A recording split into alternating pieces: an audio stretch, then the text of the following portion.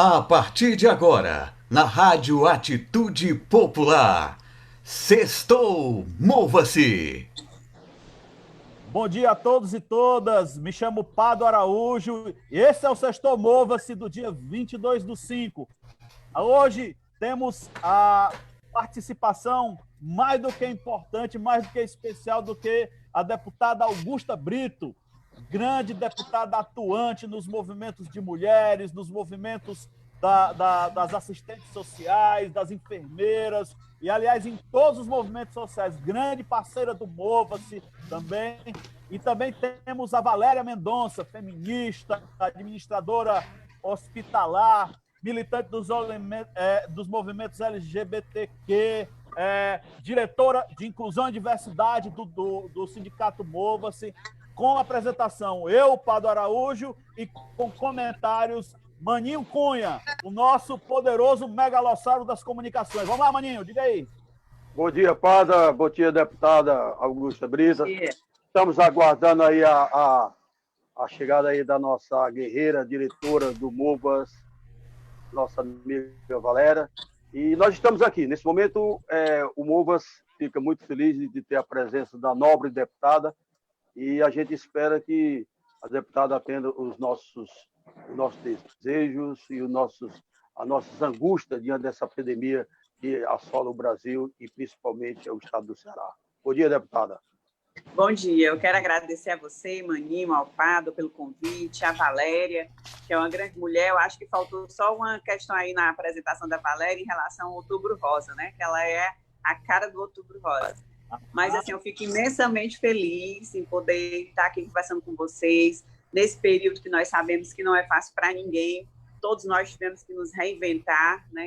E com certeza vocês também estão aí se reinventando com a apresentação, com essa participação. Então, parabenizo aí a todos que continuam na ativa, mesmo com todas as dificuldades. Eu tenho o costume de dizer assim, que eu acho que eu estou trabalhando assim muito mais, né? Pesquisando e procurando sempre estar atenta, tendo todo o cuidado, especialmente em estar propondo leis, que essas leis sejam realmente sancionadas, aprovadas e sancionadas, e que elas saiam realmente do papel, para que a gente possa dar efetividade, porque eu costumo fazer uma reflexão que não adianta nada a gente aprovar leis e ter ótimas leis, como a Lei Maria da Penha, com reconhecimento mundial, se a gente não tirar elas do papel, se a gente não fizer realmente com que elas sejam executadas e efetivadas. Então, é uma reflexão que eu faço com essa preocupação de sempre estar propondo as leis e, quando sancionadas, a gente possa estar aí divulgando e cobrando para que elas sejam realmente, de fato, efetivadas. Eu não sei se eu já posso falar um pouquinho de uma lei. Claro, claro. Augusta, deixa eu só colocar... me permita chamá-la de Augusta. Me permita... Com certeza, Ave Maria, Padre. Augusta, nesse momento, o nosso programa, inclusive, nós tivemos que fazer uma mudança dos nossos quadros, porque... por conta de não estar em estúdio, eles são 4 ou 5 quadros, mas aí nós temos um quadro principal, que é esse quadro que a gente conversa com as pessoas. Esse quadro chama-se Sem Arrodeios. Nós já estamos nesse quadro, Sem Arrodeios, em que a gente bate um papo e conversa sobre a temática. Nossa temática é justamente essa questão do SUS, essa questão do atendimento das pessoas relacionadas à questão do Covid, essa questão da assistência, todas essas questões que a senhora domina tão bem, entendeu? É o Mova Sem Arrodeio, né? Mova Sem Arrodeios. Eu gostaria de fazer uma pergunta à nobre deputada. Vai lá, pode fazer. Deputada, a gente sabe muito bem que esse Covid-19 está assolando o mundo inteiro, está assolando o Brasil e também o nosso estado do Ceará. E nós temos um presidente que, além de ser um genocida, é um presidente que não dá valor à vida. Ela já está no ar. Ele despreza a vida, despreza o ser humano. E aqui no estado do Ceará, Camilo tem feito um trabalho e tem trazido benefício de não a epidemia progredir, mas mesmo assim a gente sabe que ela está avançando. Eu pergunto à senhora, diante desse quadro de epidemia, o que é que a Assembleia Legislativa, é claro, junto com o governador, está fazendo para amenizar essa epidemia do Covid-19 aqui no estado do Ceará? Bem, ótima pergunta. Eu já ia querer falar mesmo sem a pergunta, né? Mas, assim, nós estamos aí tendo a oportunidade de ter vários projetos relacionados ao enfrentamento a essa pandemia, tanto projetos de lei propostos por deputados e deputadas, como também aprovando as medidas que vêm, as mensagens que vêm do governo do Estado. Nós temos aí, como você bem frisou, o Camilo Santana, nosso governador, sempre preocupado realmente em preservar as vidas das pessoas que realmente estão, nesse momento, em um grau de vulnerabilidade bem maior, que estão em uma região ou que estão na periferia, estão em qualquer lugar, que tem uma condição financeira, uma condição social diferenciada. Então, nesse sentido, a Assembleia Legislativa aprovou várias mensagens do governo do Estado em relação ao Vale Gás, em relação às contas de energia, à conta de água, não só da CAGES, mas também do CISAR, porque nós somos do interior e nós temos uma grande preocupação com a zona rural também, que existe, está tendo uma grande dificuldade das pessoas da zona rural também conseguirem pagar suas contas de água. Então, ele também beneficiou, aprovando, também mandando essa mensagem em relação ao CISAR, com mais de 123 mil famílias foram beneficiadas. Então, são vários projetos que nós estamos percebendo que o nosso governador, nesse momento de crise, vem se destacando exatamente por estar priorizando vidas. E ainda está priorizando vidas e ainda mais ajudando, fazendo um papel que realmente de um grande líder, de um governador tem que fazer, que está no executivo, de tentar amenizar com essas medidas. Também temos o cartão dos estudantes, onde, se eu não me engano, são mais de 423 mil estudantes que receberam esse auxílio alimentação. Nós temos várias medidas que foram tomadas pelo nosso governador Camilo Santana e que nós tivemos a oportunidade e o prazer de estar lá votando, né, e muitas vezes até também contribuindo com algumas outras mensagens. Inclusive, nós tivemos agora um projeto aprovado ontem, o projeto 123, que fala em relação aos testes, que seja priorizado aos profissionais de saúde, especialmente a todos os que estão na linha de frente. Isso já é uma orientação da Organização Mundial de Saúde, e a gente teve a oportunidade, eu e o deputado Leonardo Pinheiro, de fazer esse projeto de lei para que fosse também aprovado, e foi aprovado ontem na Assembleia Legislativa. Sendo que nós estamos aí na frente da Procuradoria Especial das Mulheres, nós também tivemos toda uma preocupação em relação ao aumento que está tendo na violência doméstica, familiar. Então, esse aumento está, assim, surpreendendo negativamente a todos nós, mas a gente já tinha realmente essa previsibilidade, até porque se a mulher está tendo que ficar em casa porque tem que ficar, porque é uma recomendação não só do nosso governador Camilo Santana, mas da Organização Mundial de Saúde, de cientistas, que a melhor metodologia que nós temos para enfrentar realmente essa pandemia, esse vírus, sim, com a quarentena, ficando em casa. Isso a gente não tem dúvida.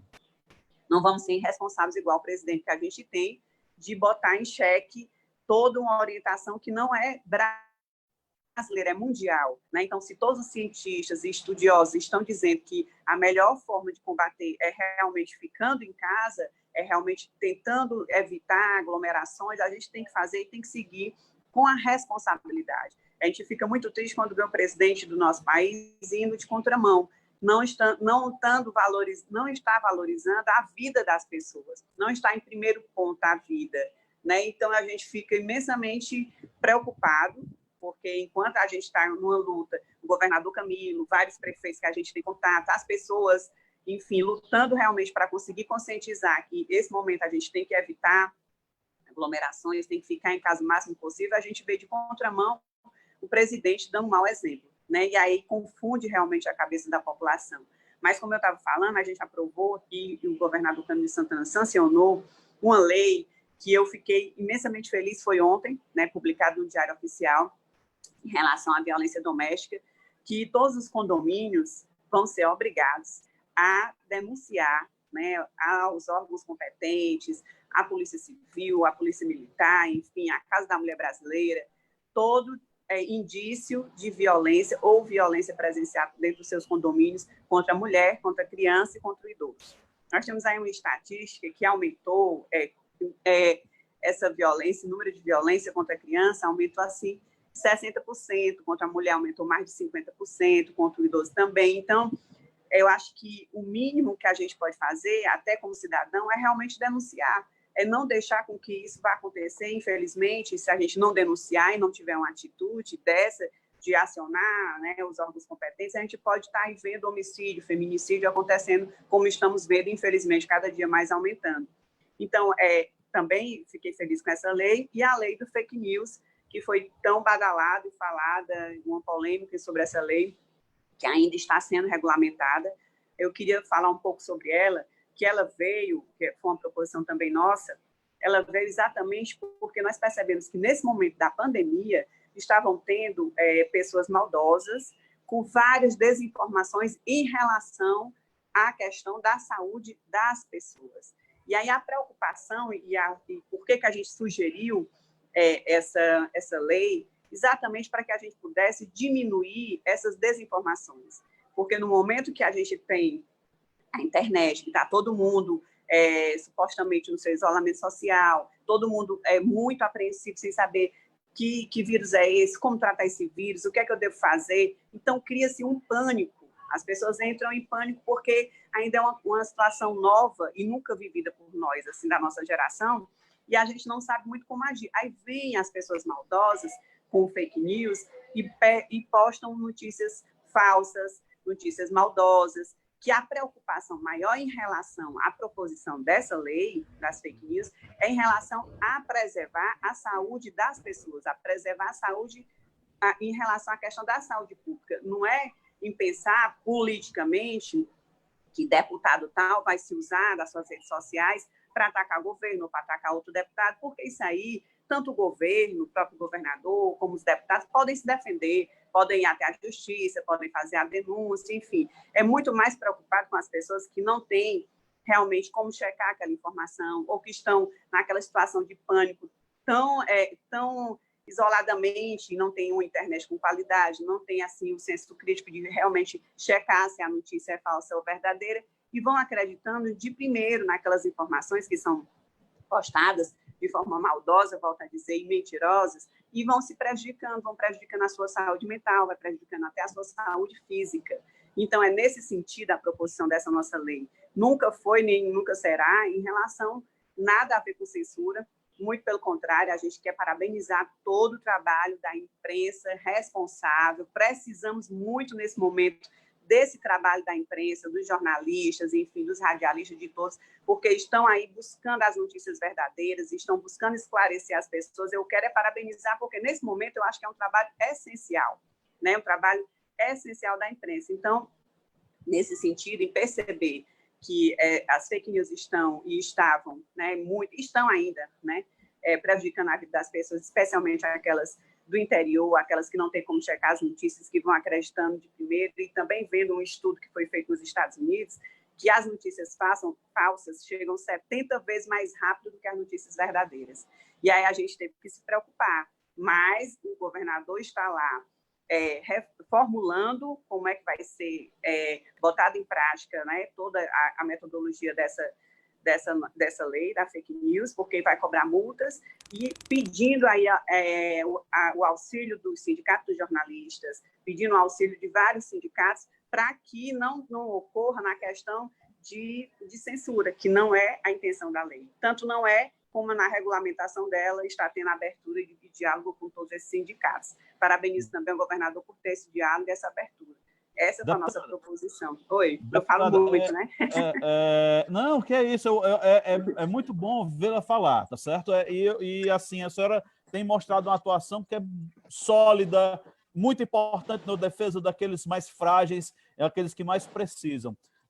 Eu quero parabenizar a senhora com relação à questão da iniciativa em relação àquelas que estão, nesse momento, morando com o agressor. Realmente deve ser muito ruim morar com alguém que te agride o dia inteiro, tá certo? E esse momento da pandemia realmente tem sido de muito sofrimento para as pessoas, as crianças, mulheres que são vítimas de abuso sexual, rapazes, meninos também, que não indefesos e que moram com o agressor nesse momento. Então, é necessário reforçar para a população a denúncia a esse tipo de ação, entendeu? Então, realmente é muito preocupante e é importante essa sua ação. E com relação a essa questão das fake news, né, eu queria lhe dizer assim, que nós, o Mova-se, está subscrevendo um abaixo-assinado da liderança do PSOL na Assembleia Legislativa, tá certo? Que pede a cassação do mandato do deputado André Fernandes, tá certo? Nós temos cara, o Mova-se tem cara, e pode ter certeza, nós somos contra qualquer tipo de atividade ilegal, que seja quem for, o deputado, seja o secretário, seja o governador, seja quem for. Então, essa postura antiética do deputado André Fernandes precisa ser punida, então nós subscrevemos esse abaixo-assinado do deputado Renato Rosendo, né? O deputado André Fernandes, no dia 11/5, postou informações erradas sobre o índice de mortalidade e letalidade da Covid no estado do Ceará. E o pior é que o presidente do país repostou, compartilhou, né? É o pior. É outro irresponsável. É outro demais. Eu acho que todos nós, independente de estar em cargo público, qual cargo esteja, mas especialmente estando nessa posição de um cargo público, como presidente, como deputado, a gente tem que ter muita responsabilidade no que vai postar, a gente tem que ter muita responsabilidade no que vai falar, porque as pessoas acreditam naquilo, as pessoas que votaram naquelas pessoas acreditam que é verdade. Então, imagina o tamanho da responsabilidade, que não existe, né? Aliás, da irresponsabilidade. Aí, quando eu falei que a gente propôs essa lei da fake news não direcionada para deputado A ou B, porque eu não quero dar uma ênfase a deputado que não mereça essa ênfase, né? E quero parabenizar o pessoal, parabenizar o Mova-se por estar aí com essa ação, com esse baixo-assinado, e, como você disse aí, mostrando a cara, né? Porque a gente tem que mostrar a cara realmente, e a gente tem que ter coragem de enfrentar todas as batalhas que vêm pela frente. Então, parabenizo a vocês aí pela atitude. Beleza, deputado. Ô, padre, vamos dar um alô aí, acho que a nossa guerreira, que dispensa a apresentação, Valéria, que eu dizia que é a guerreira e coração valente, né? Eu acho que ela já está aí online. Bom dia, Valéria. Muito bom dia a todos. Parabenizar a iniciativa do Mova-se, agradecer a participação da nossa deputada Augusta Brito, agradecer também a todos que estão aqui ansiosos para ouvir o que a gente tem a dizer em relação à nossa pauta prioritária aqui, que é a saúde do trabalhador.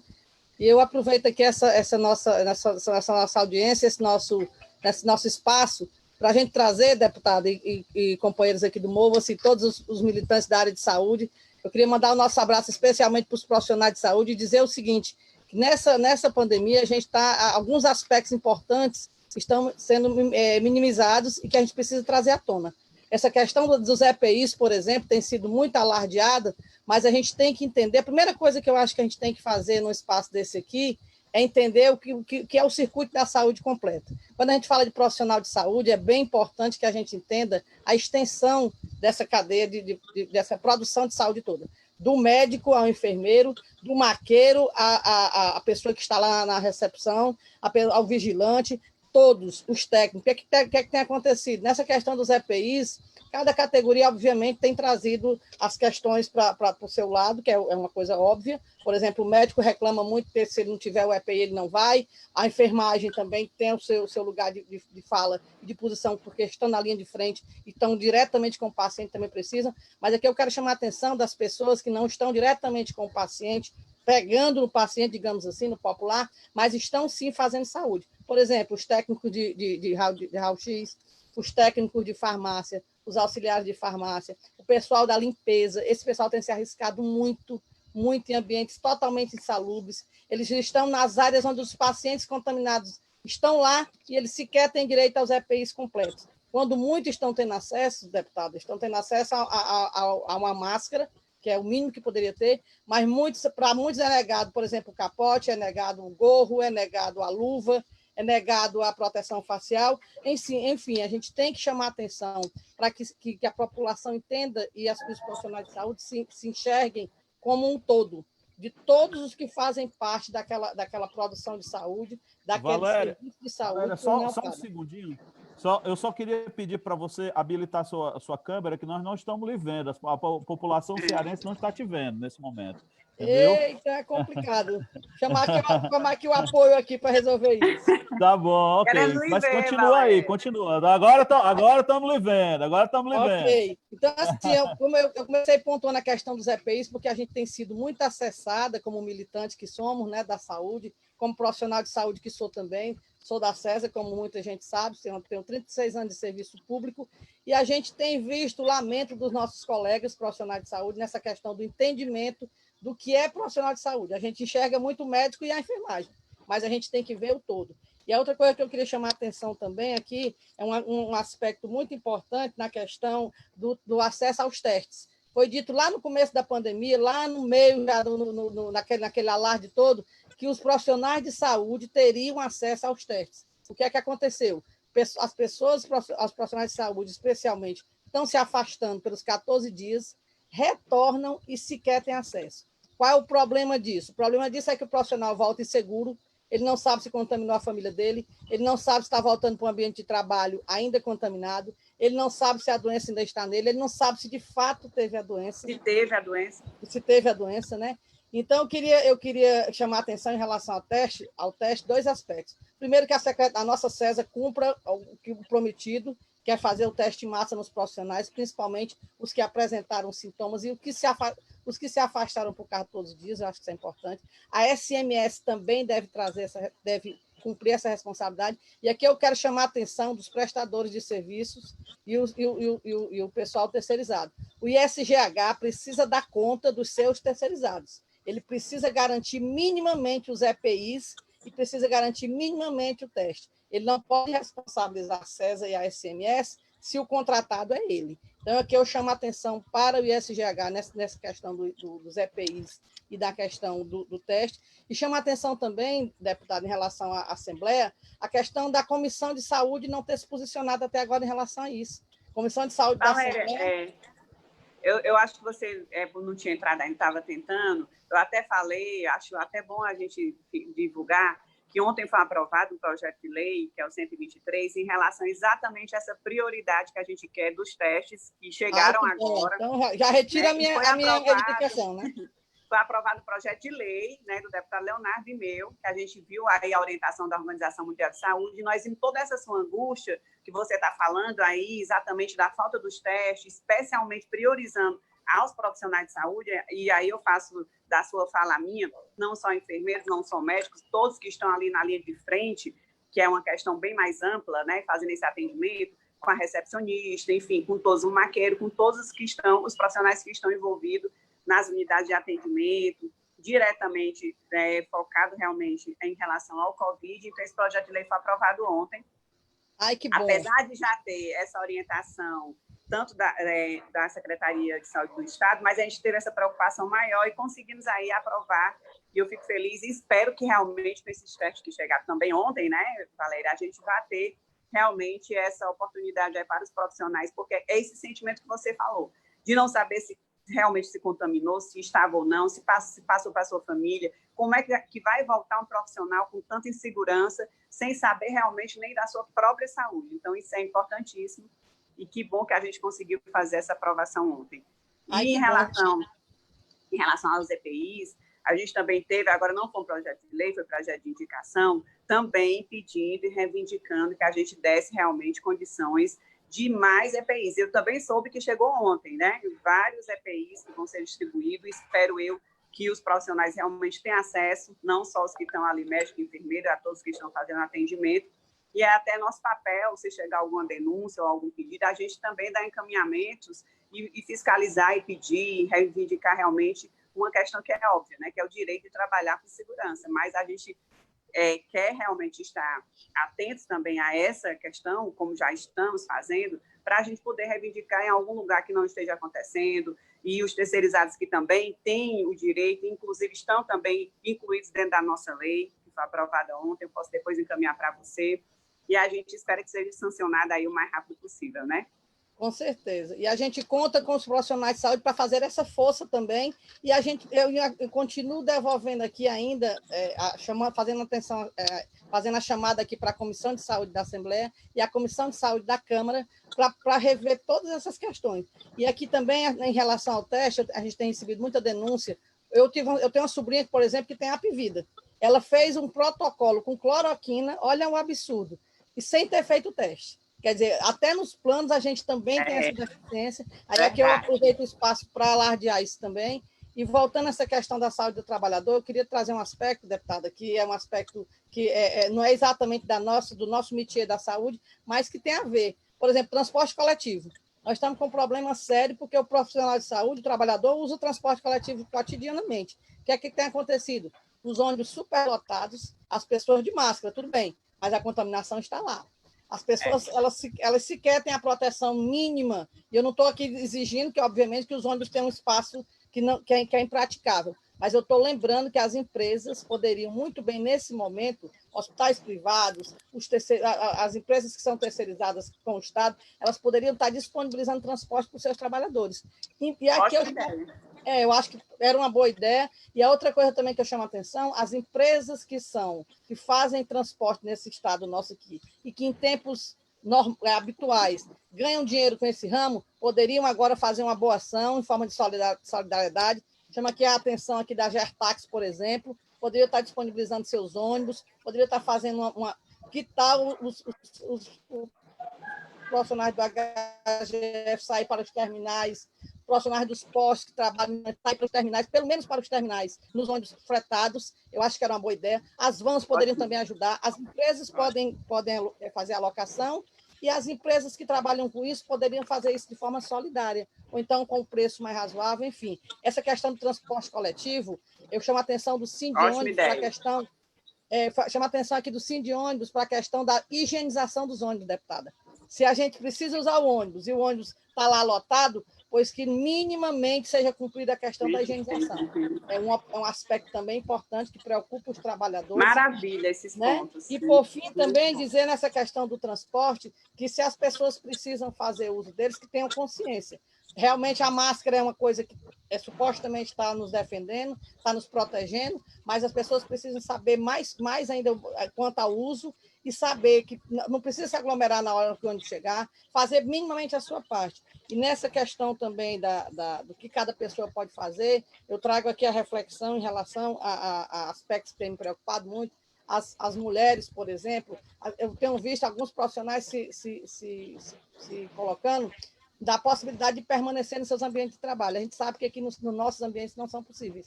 A gente já tem uma dificuldade muito grande de permanecer nas nossas 12 horas. Imagine se a gente tiver que dobrar isso. E as mulheres, principalmente, porque essas precisam voltar para casa, essas realmente têm a questão doméstica ainda para dar conta, filho e tudo mais.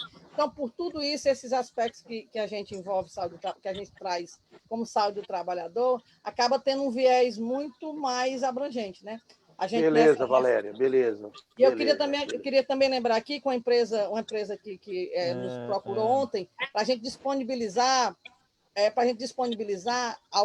acho que 1.000 ou mais do que isso, aqueles protetores acrílicos. Hoje a gente vai eleger aqui, prioritariamente, onde é que a gente pode doar, fazer uso disso, porque isso é mais uma proteção, né? Então, a gente tem que estar muito vigilante nessa questão, a gente tem que chamar os profissionais de saúde para que se engajem nisso, cobrem isso, né? Cobrem isso dos seus gestores, se for no ambiente privado, da sua direção. Enfim, a gente não pode deixar por menos. A gente tem que, de fato, fazer essa parte, né?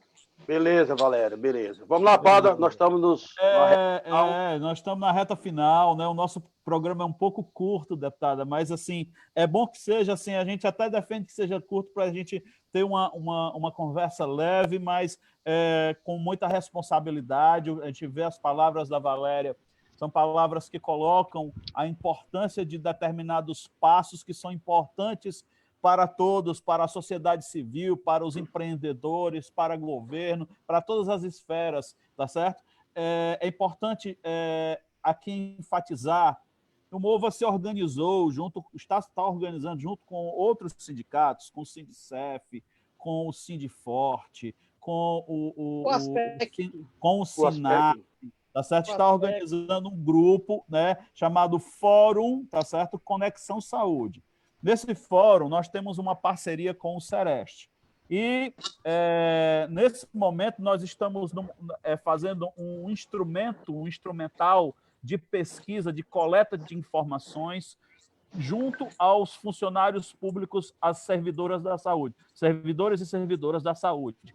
Também colocar que, neste momento, Mova-se está preparando, organizando um conjunto de comissões provisórias de vigilância em saúde do trabalhador por unidade, não só o Mova-se, mas também esses sindicatos que fazem parte do Conexão Saúde. Inclusive, alguns, com certeza, ontem eu fiz um chamado ao pessoal do Conexão Saúde para nos assistir, estão nos assistindo nesse momento. Queria mandar um abraço para o Diassis, para a Andressa, para a Carmen, para todo mundo que está aí nos ouvindo nesse momento e dizer, tá, que essa é uma importantíssima ação, né, dos sindicatos que têm servidores na área de saúde. Vamos lá, para as considerações finais, a deputada Augusta, a Valéria, o Maninho, e aí, eu queria só colocar duas notas, uma nota, a questão das notas que são importantes. Eu queria dar meus sentimentos à Valéria Mendonça, né? Pronto, nosso sentimento. Perdeu seu irmão, né? A Meriane, nesse momento, é uma guerreira, meu enfrentando a dor, está aqui conosco. A Meriane também, né? A Mary Jane, que perdeu a mãe, que é a nossa diretora de saúde do trabalhador. Né? Parabenizar a Lucinha Alencar pelo aniversário dela, tá certo? E é isso. Vamos lá, vamos para as considerações finais de cada um. Agradeço demais. Eu primeiro, então? Deputada, vamos lá. Eu agradeço imensamente pelo convite. Quero dizer assim, que a Valéria pode mandar até esses pedidos, essas recomendações, que agora estou fazendo parte da Comissão de Saúde da Assembleia, e vou levar essas reivindicações para que a gente possa estar também sugerindo e cobrando tudo que ela falou, que eu acho importantíssimo, em relação ao transporte, em relação às condições realmente desses profissionais de irem, de vir, né, até o seu trabalho.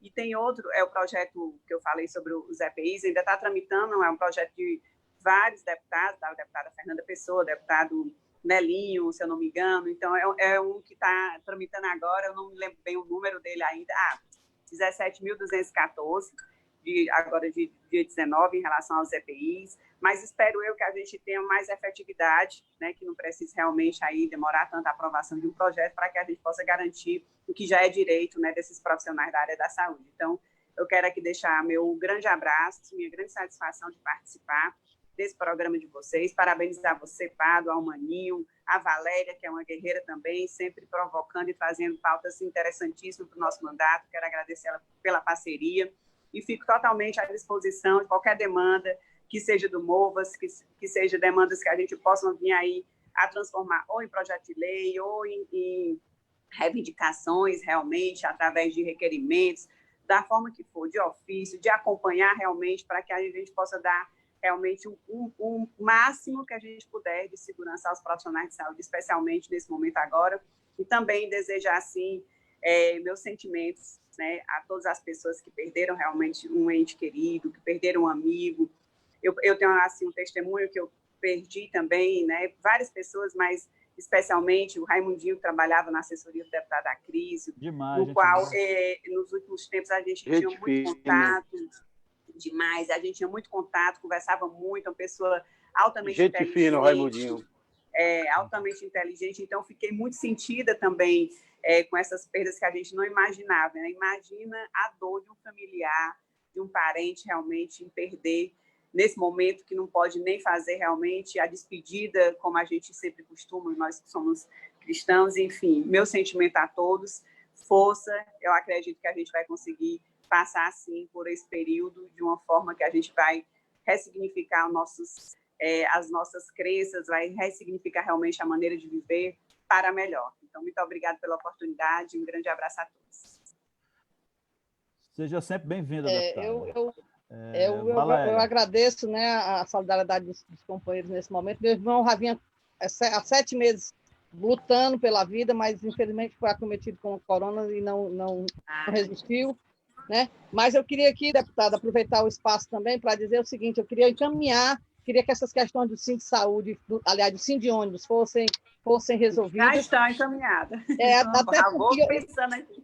E hoje amanhecemos o dia com a notícia de que vai ser reduzida a frota em 80%. Então, com essa redução, a gente acaba ficando mais preocupado ainda, né? Com a questão da higienização. Acho que a gente podia formalizar isso para o Sim de ônibus, né? E eu queria lembrar uma coisa que eu deixei de dizer também, que além dessa preocupação que os ônibus vão ser reduzidos 80%, eu queria lembrar que as empresas e os ambientes, os ambientes públicos, eles poderiam também estar fazendo as suas barreiras sanitárias de forma mais séria.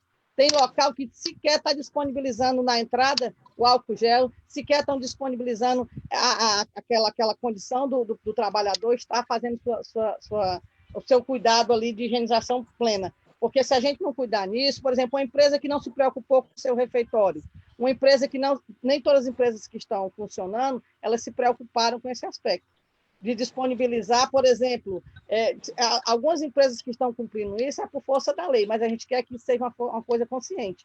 Os ambientes de trabalho, seja o ambiente hospitalar, seja o ambiente dos postos, seja o ambiente das UPAs, minimamente eles possam ser observadas essas questões sanitárias. Na UPA, por exemplo, eu estive agora visitando uma, fiquei horrorizada. Como é que as pessoas ficam ali fora, daquela forma, não só pela questão da aglomeração, mas pela questão do contato com coisas contaminadas. Fiquei também muito surpresa quando eu escutei aqui a orientação da Organização Mundial de Saúde, dizendo que o vírus ele permanece até 24 horas no papel.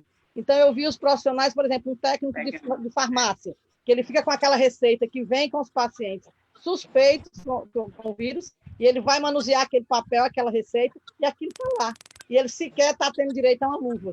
É uma coisa muito séria do que a gente está falando. Então, todos esses aspectos que nós falamos, se a gente conseguir sistematizar, encaminhar, chamar a população para essa luta conosco, chamar os profissionais de saúde para cada vez reivindicar mais. E aqui eu queria parabenizar assim, de coração aos profissionais do HGF. Eu fui testemunha agora nesses 7 meses que meu irmão passou por lá, e nesses últimos dias, acompanhando essa saga toda do coronavírus lá, a gente vê como a unidade faz a sua força, a gente vê o esforço que o esporte faz, a gente vê os esforços que as UPAs estão fazendo, mas a gente tem que trazer tudo isso para a tona. E, por fim, só para fechar mesmo, padre, eu fiquei muito preocupada ontem, assistindo um programa aqui, pessoal, em plena zorra que está no governo federal, a gente escutar a proposição de ter uma intervenção federal na saúde do Ceará, eu achei um absurdo.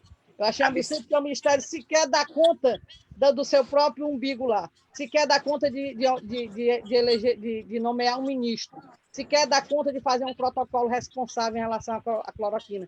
Como é que numa ambiência dessa tem alguém propondo intervenção federal no estado do Ceará? A gente sabe que nossos números estão dramáticos, mas a gente também reconhece aqui a força. A gente reconhece o esforço, né? É coisa de louco, né? É gente que não tem o que fazer. Fechando, Vaninho Cunha, fecha aí. Bom, agradecer a presença da nobre deputada Augusta Brito e que ela coloque o mandato dela à disposição, não só da saúde, mas dos servidores públicos em geral. E, padre, eu queria fazer aqui também um registro. Nosso sentimento eu perdi a minha tia Hilda, também, para o Covid. José Maté, lá de Caridade, e o Dionísio, né? A gente, claro, quando bate na porta da gente, a gente sente a pancada. Muito obrigado aí, deputada.